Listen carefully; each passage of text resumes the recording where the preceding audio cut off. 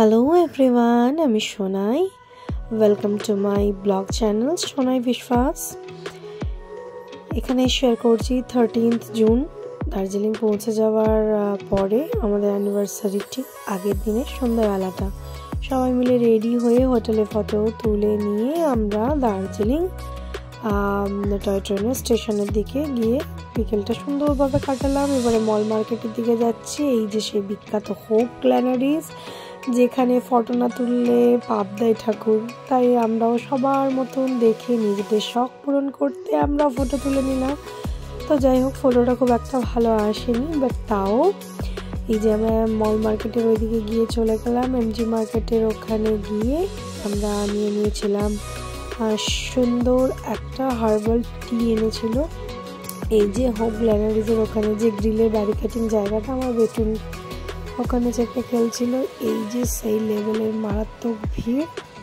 তো এই যে আমরা মল মার্কেটের ওখানে গিয়ে দার্জিলিংয়ের ম্যালে গিয়ে নিয়েছিলাম একটা হার্বাল টি, যেখানে হানি দেওয়া ছিল এবং হার্বাল টি অসাধারণ খেতে জাস্ট লাগছিল ভিউ দেখতে দেখতে।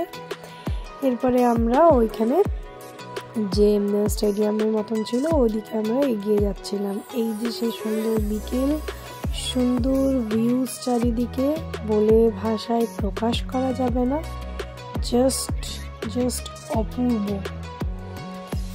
ওখানে তো দার্জিলিংয়ের মেলে তো সন্ধ্যা হলে তো জাস্ট হাই লেভেলের ভিড় থাকে। তো এই যে বেটুন ওখানে একটা বাবলস নিয়েছিল। সবাই প্রায় কচি কাচাদের হাতে ওখানে এই বাবলস দেখা যাচ্ছে, মানে এটা জাস্ট একটা ম্যান্ডেটারি মতন হয়ে গিয়েছিল। তো এটা নিয়ে একটা ট্রায়াঙ্গেল সেটে ভীষণই বড় একটা বাবলস বেরোচ্ছিল। এই যে বেটুনকে ওর বাবাই হেল্প করে দিচ্ছে বাবলসগুলো করতে। অনেকক্ষণ এটা নিয়েই বেটুন বিজি ছিল। তারপরে আমরা এগিয়ে যাচ্ছিলাম ওই যে সেই দার্জিলিংয়ের ফেমাস মহাকাল টেম্পল, যেটা ভোলে বাবা টেম্পল আছে ওইদিকে। আর ওইদিকে পড়ন্ত বিকেলে ঠিক সন্ধ্যে নামছিল। আমরা এইদিকে ভিউজটা এনজয় করছিলাম চারিদিকে। এখানে ওই স্টেডিয়ামের ওখানে বসে কিছুক্ষণ আমরা সময় কাটালাম, বেশ সুন্দর লাগছিল। বেটুন এদিকে ওদিকে খেলে বেড়াচ্ছিল, আমরা দুজনে বসে একটু সময় কাটাচ্ছিলাম, অনেক গল্প করছিলাম। খুব সুন্দর একটা সন্ধ্যে কাটলো। এই যে সেই সন্ধ্যাবেলায় চারিদিকে মিউজিক প্লে হচ্ছে, সুন্দর জাস্ট মানে ভাষায় প্রকাশ করা যাবে না, এত সুন্দর ভিউজ, সঙ্গে সুন্দর মিউজিক চারিদিকে। এই যে লাইটিং, তার সঙ্গে দেখতে ভিউজ এনজয় হচ্ছে, মিউজিক, প্লাস বসে থাকছি সবাই, বসে বসে বেশ গল্প করছে, ফটো ক্লিক করছে, বাচ্চারা খেলে বেড়াচ্ছে।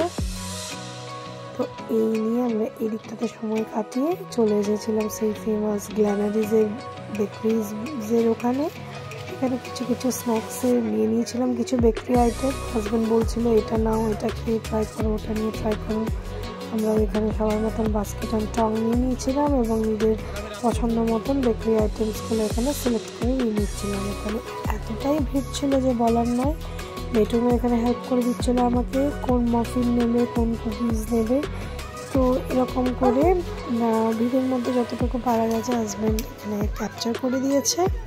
তারপরে আমরা সমস্ত বেকারি আইটেমগুলো যেগুলো নিলাম ওগুলো প্যাক করিয়ে নেওয়ার পরে আমরা কাউন্টারের দিকে গেলাম। এই যে আমরা সব সিলেক্ট করছিলাম, হাজব্যান্ডকে বলছিলাম কোনটা তুমি নেবে না নেবে, এরকম করে সমস্ত কিছু সিলেক্ট ঠিকভাবে নেওয়ার পরে এবং আমাদের অ্যানিভার্সারির জন্য ছোট্ট একটা কেক এখান থেকে নিয়েছিলাম, যেটা পরের ভিডিওতে শেয়ার করবো।